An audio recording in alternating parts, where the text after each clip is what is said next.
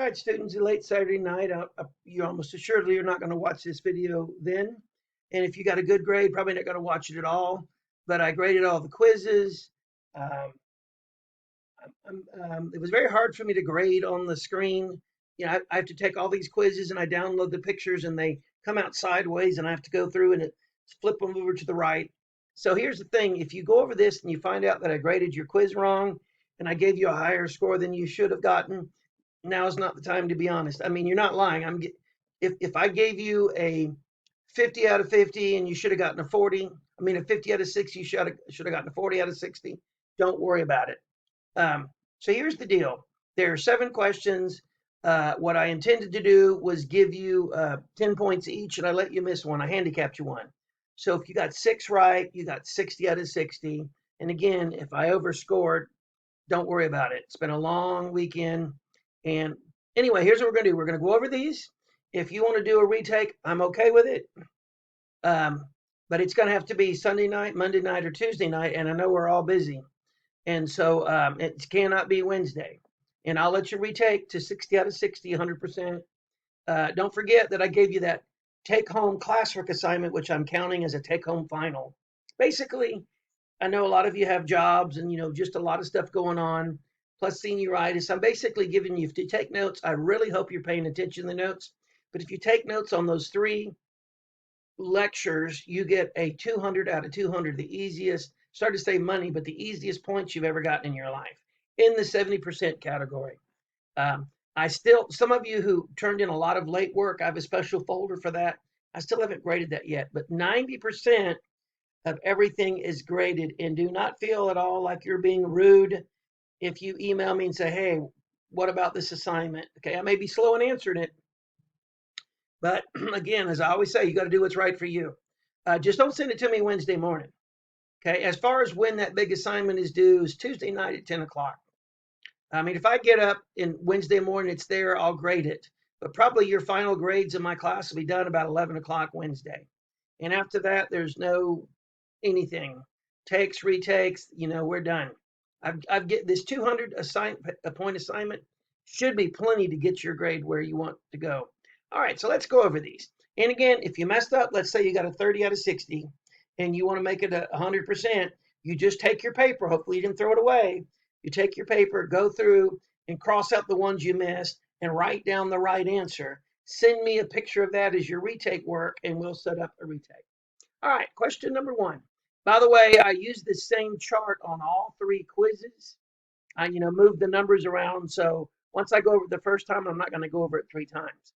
What's the nominal GDP for 2012? Well, remember, GDP is P times Q, price times quantity.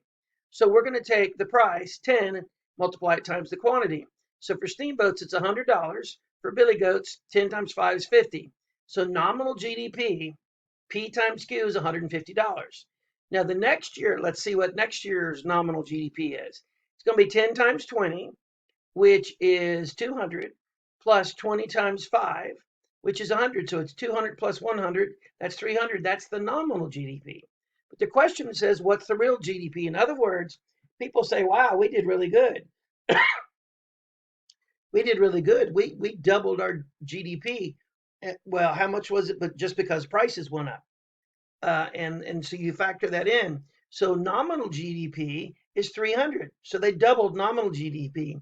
But real GDP, what I want you to do is take this year's quantity and multiply it times last year's price. Now, I think these columns may be set up differently than one in the example.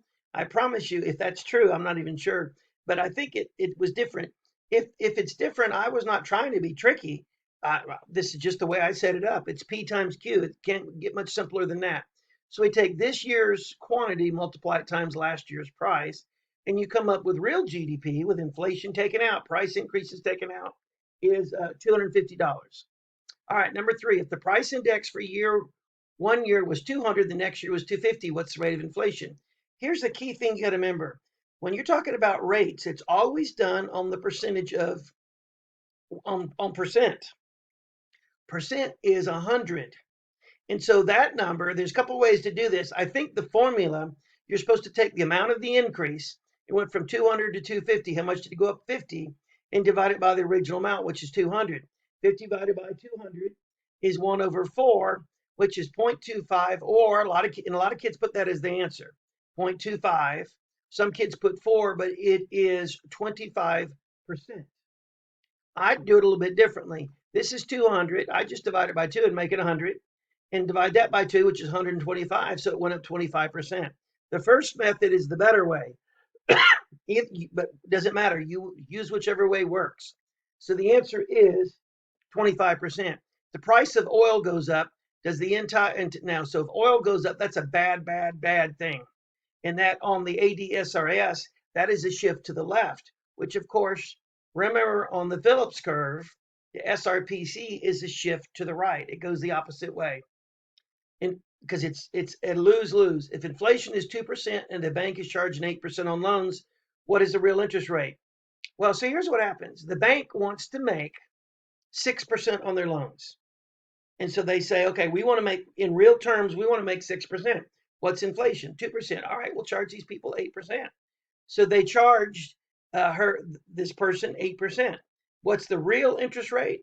6%. That's what you're really paying. Most people don't worry about that when they're buying cars and houses, but they should. Now let's talk about Samantha. She goes to the bank, and the inflation was expected to be 7%. So the bank did what we just said. They took the amount they wanted to charge and added 7% to it. But inflation actually turns out to be 9%. So when she starts making her payments, instead of the money being worth 7% less, it's worth 9% less.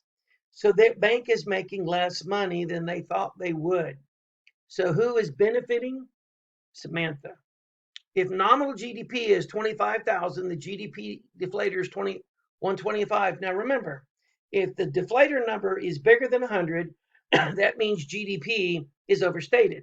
So whatever the real GDP is 25% too big is what it means. 25% of the original number. So we've got to deflate it by 25% to get the real GDP. And what you do here is you take 25,000, put it in your calculator, divide it by 1.25, and a lot of you don't know how to do the decimal, and you're going to come up with 20,000. Some of you put 2,000 the answer. I think a couple of you put 200. A lot of people putting decimals in the wrong place, but the answer is 20,000. All right, remember, if you did quiz number 1, you change your answers, and you can send me that, and that's your retake ticket. You ought to go ahead and look at my explanations for 2 and 3 just to make sure you did it right. So let's see, this is 2. The price index for year 1 was 400, the next year was 500. What's the rate of inflation? Well, the first year is 400, it went up to 500. How much to go up? Now remember, those aren't dollars, these are indexes. What that 400 means is whatever year we're talking about, prices are 4 times the index year. But the index year could have been 50 years ago.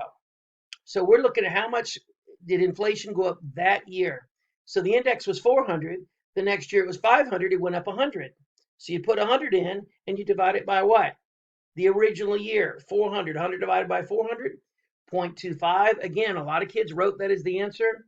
And the percentage of inflation, 25%. The price of oil goes way down. That is a supply thing, and that is a win-win. That means GDP goes up, inflation goes down.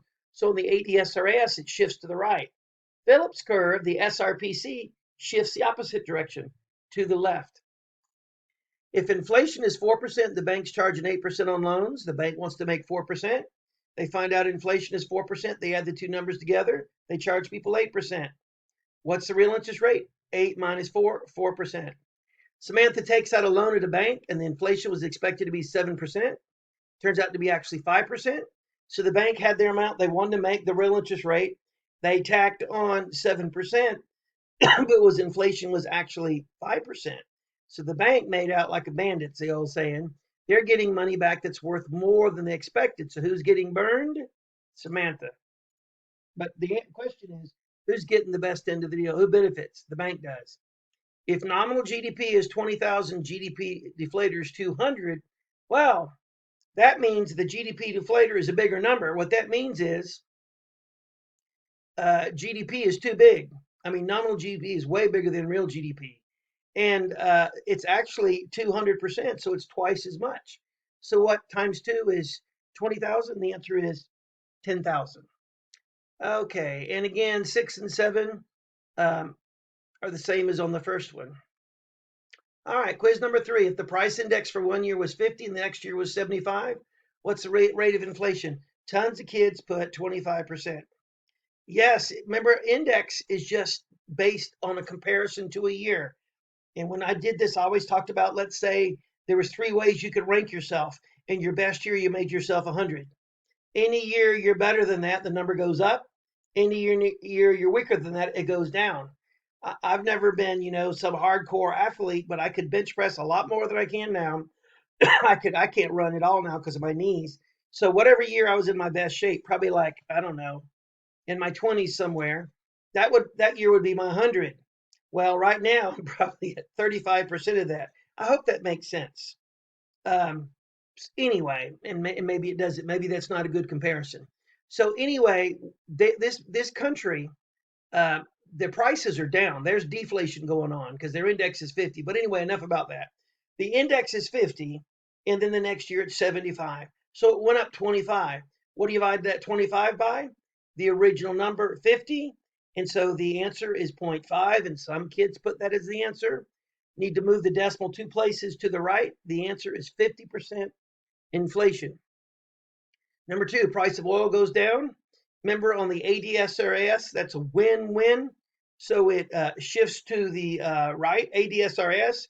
Yes, the SRPC goes the other way, shifts to the left. Okay, inflation is 2%. Banks charging 4% on loans. What's the real interest rate?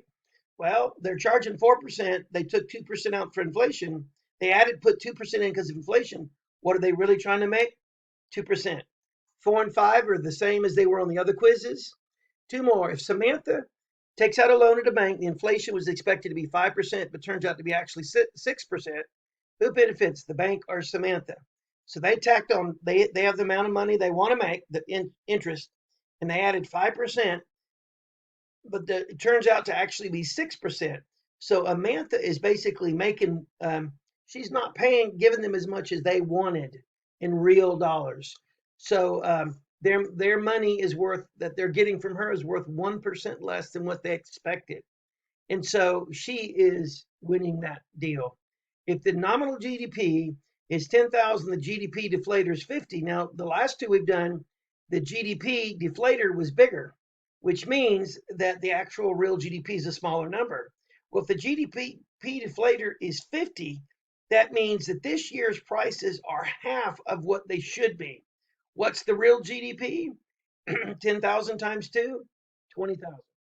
All right, so remember what to do. You take your quiz paper, correct your answers, send me that, and then we'll talk about setting up a retake for 100%, but it cannot be on Wednesday.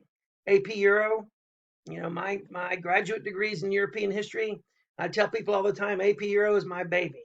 I mean, I'm going to be working with them, probably doing a live Zoom chat, probably playing Kahoot. I'll be busy with them Wednesday. Plus, your grades are due Wednesday. So get it done. I'm not saying I would treat Euro any better than you. We're probably going to do a Kahoot. I don't know how I can put 130 kids in one room. We'll probably do something the day of your exam. I don't know what.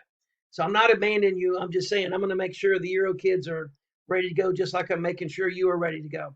So whatever you're going to do, do it before Wednesday. All right.